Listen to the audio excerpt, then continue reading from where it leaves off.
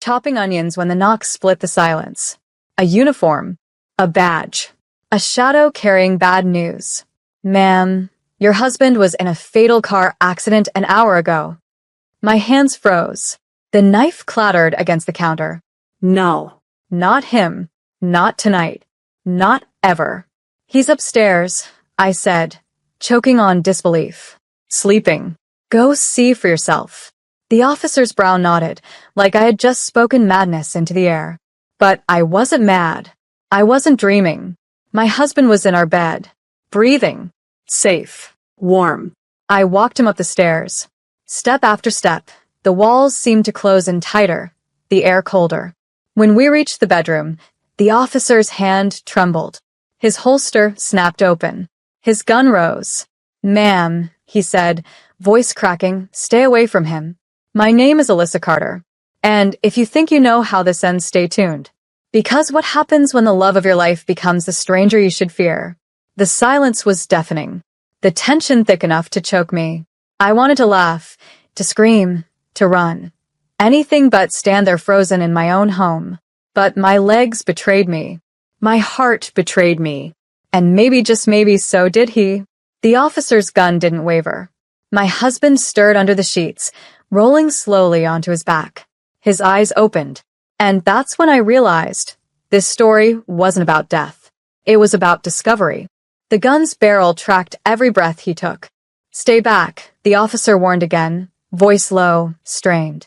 My husband, my Daniel, blinked against the glow of the lamp. His eyes met mine first, then slid to the officer's weapon. What's going on? He murmured, voice gravelly with sleep. I wanted to run to him, to bury myself in the familiar warmth of his chest, to prove the world wrong. But the officer's stance rooted me in place. You said he died, I whispered, the words cutting through the silence like broken glass. I said he was in a car accident an hour ago, the officer corrected. His jaw tightened. And the man in that morgue has this man's face. My pulse thundered. I looked at Daniel, searching for the familiar details, the scar on his chin from high school football, the dimple that only appeared when he truly laughed, the freckle on his collarbone I used to kiss goodnight. They were all there. Every detail, every memory etched in flesh, except for his eyes. His eyes weren't right, too dark, too steady, like a mirror that showed nothing back. Daniel sat up slowly, movements deliberate, almost rehearsed. Honey, put the gun down, he said calmly, as though he were the one in control. The officer's hand trembled harder. Sweat trickled down his temple. You don't understand, the officer said. I saw your body. I signed the report. So whoever is in that bed, his voice cracked, isn't human. The word burned through the room. Not human. I staggered back, my heel hitting the doorframe. I should have screamed, should have run. But the air pressed heavy in my lungs, keeping me chained to the moment. Daniel, my Daniel, smiled. A slow, deliberate curl of his lips. The kind of smile I'd never seen on him before. You shouldn't have come upstairs, he told the officer, voice low, calm, chilling. And in that instant, the world I knew shattered. Because for the first time since I'd met the man I loved, I believed the stranger with the gun. The air felt electric, charged, like the moment before lightning tears open the sky. Daniel swung his legs over the side of the bed, moving slowly, carefully, too carefully. Don't move, the officer barked. His finger hovered dangerously close to the trigger. But Daniel didn't stop. His eyes never left mine. Sweetheart, he said softly, coaxing, almost tender. You know me. You know me. And he was right. I did know him. I knew the smell of his cologne, the sound of his laugh, the way his hand fit mine perfectly in the dark. But right now, none of it felt real. What happens when the person you trust most wears a stranger's skin? I whispered, more to myself than anyone else. The officer flicked his gaze at me. Ma'am, listen to me. This isn't your husband. Your husband is dead. Dead. The word echoed, hollow, cruel. Daniel tilted his head, studying me with eyes too steady, too sharp.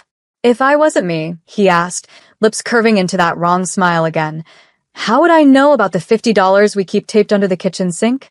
Or the night you cried after your mother's funeral, and I held you until morning? My stomach lurched.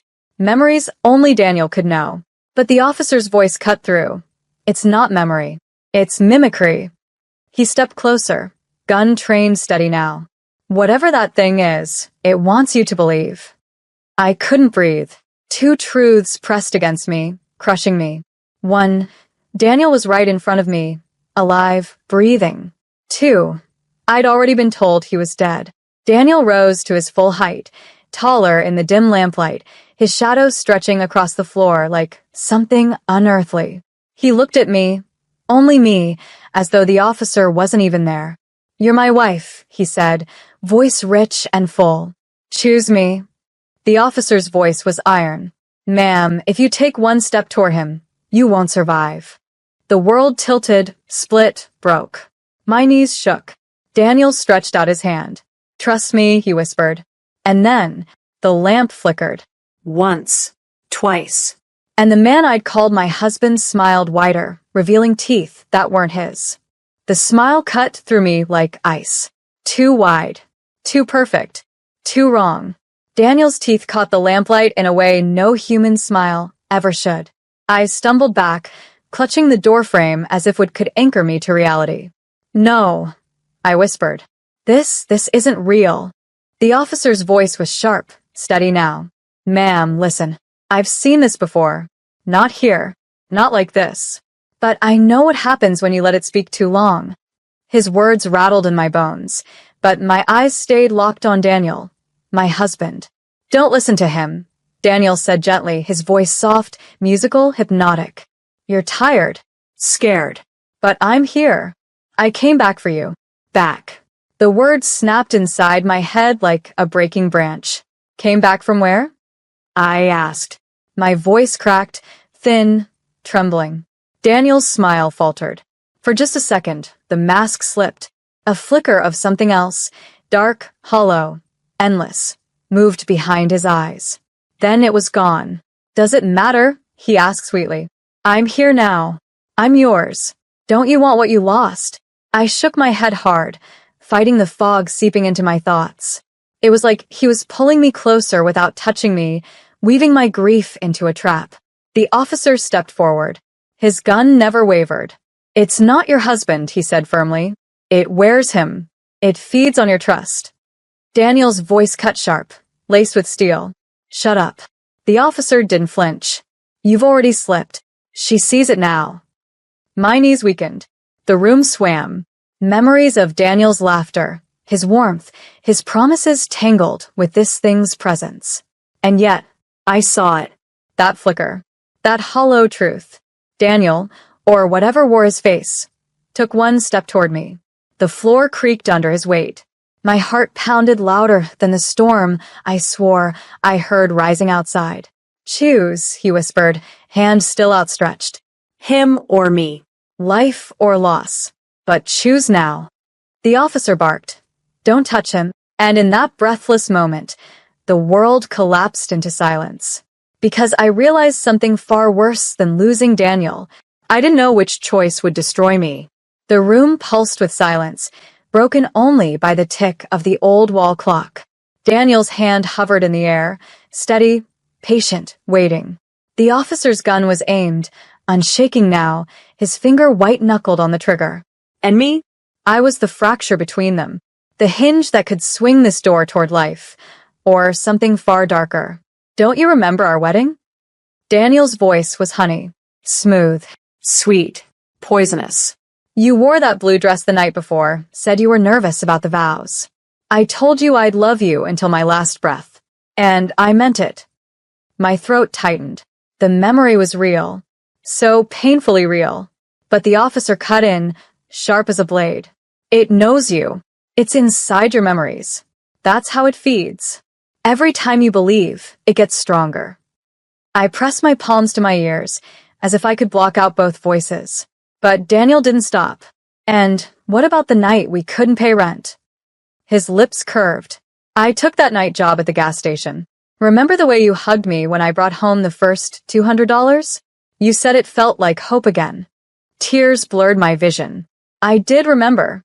down to the smell of gasoline on his shirt, the exhaustion in his smile. How could something else know that? You think a monster knows love?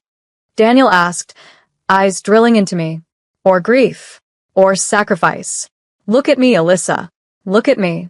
My name on his lips nearly shattered me. But then the officer's voice thundered in, desperate now. Ask it something only your husband would never want to admit. Something he hid. The words clawed through my panic. Hidden. Shameful. Untouched. There was one thing, one secret, that had always hung in the silence between Daniel and me. The accident 2 years ago. The night his car came back dented, his shirt stained. He swore it was a deer. I wanted to believe him, but deep down, I knew better.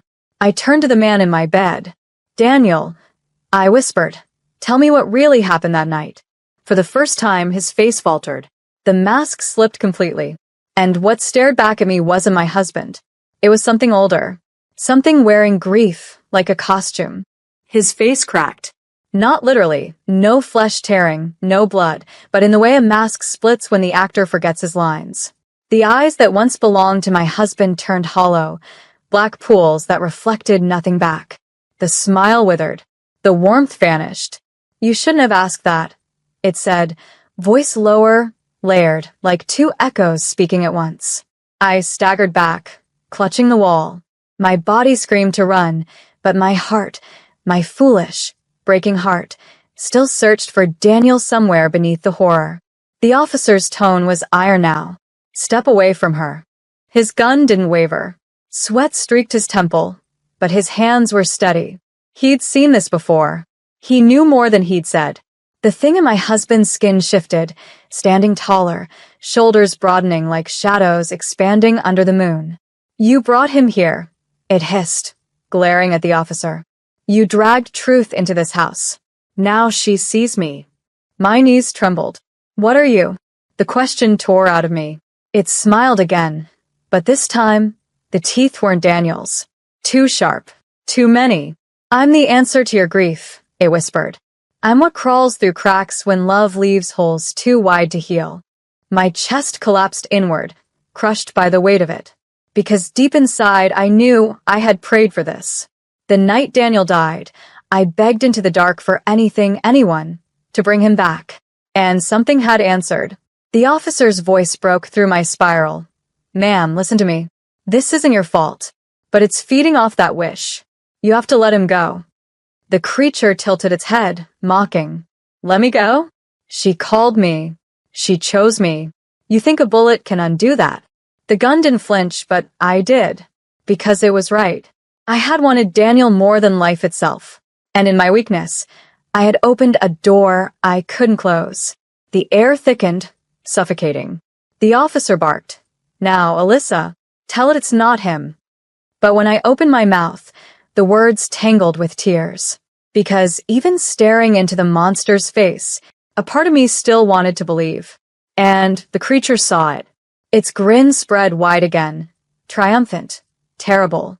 She already has, it whispered. The room seemed smaller now, every shadow stretching long and alive. The officer's gun gleamed under the trembling lamplight. My pulse throbbed, so loud it drowned the silence. The creature, my husband's ghost, my mistake, took one slow step toward me. The floorboards moaned. You don't have to listen to him, it murmured, voice silk over steel. I'm here because you wanted me, because you couldn't live without me. Isn't that love? Love. The word pierced like glass. The officer's command snapped through the haze. Don't answer it. That thing is twisting you into a cage. Break free now, or it never lets go. But Daniel's face, God, his face, was still there. The curve of his jaw, the soft scar on his chin, the lips that had once whispered promises in the dark. How do you sever yourself from the only home you ever knew? My chest heaved. Why me? I whispered. The creature tilted its head, eyes glinting with something ancient. Because grief is the loudest prayer, it said. And yours reached me first. The officer steadied his stance, raising the gun higher. Ma'am, it doesn't love you. It uses you. Every second you hesitate, it grows stronger. Choose freedom, not chains. The creature sneered, its voice dropping into a guttural echo. Freedom is loneliness. Freedom is waking up to silence. She doesn't want that. She wants me. And I hated it. Hated how true it sounded. Because loneliness had been eating me alive long before tonight. Tears streaked my face. I looked between them, the officer, and the thing in Daniel's skin. One offering hard truth, the other offering beautiful lies. One promised survival, the other promised love, even if it was only a shadow of it. Say it, the officer urged. Say he's gone. Or you'll lose yourself too. The creature's eyes locked on mine, endless and deep. Or say nothing, it whispered, and you'll never be alone again. The choice pressed down, unbearable. 2 roads, both carved in grief. But only one would close the story. And as I opened my mouth, breath shaking, heart splitting, the lamp flickered once more. The creature's face twisted, breaking apart like smoke in the wind. It knew. My choice had already begun. The room held its breath with me. The officer's gun gleamed, steady as stone. The creature in my husband's skin leaned closer, its voice dripping honey and ash. Choose me, Alyssa. Don't let me go again. My heart ached, breaking into shards sharp enough to cut me from the inside. I wanted to believe him. God, I wanted to. But belief wasn't love. Belief was surrender. And somewhere deep, through the fog of grief and longing, I felt Daniel. Not his voice, not his touch, just the echo of who he really was. He would never want me chained to a lie. I wiped my tears, forcing my voice steady. You're not him. The creature's smile faltered. Its shadow rippled across the floor, shivering like smoke in the wind. You don't mean that, it whispered. But I did. My knees stopped trembling. My lungs filled with air I didn't know I'd been holding for months. I let him go the night he died. I said, my voice breaking but sure. And I won't carry you anymore. The officer's eyes widened. The gun lowered, not in defeat, but in relief. He knew. The creature staggered, its face twisting, cracking, collapsing like ash in water. Its voice fractured into 1,000 echoes. No, you called me. You needed me. I needed love, I whispered, not a ghost pretending to be it. The light flickered once, twice, then burned steady. And with that, the thing unraveled. Its form dissolved, scattering into the air like smoke under sunlight, leaving nothing behind but silence. For the first time in months, silence didn't feel like punishment. It felt like peace. The officer holstered his gun, his shoulders heavy but certain. You did it, he said softly. But I wasn't sure if it was victory or surrender. All I knew was the bed was empty, and I was still standing. I looked at the space where my husband had been, where love had lived, where grief had nearly destroyed me, and I whispered, almost to myself, goodbye, Daniel. The house was quiet again, but this time I wasn't afraid of the quiet, because in it I heard not absence but freedom, and that was enough.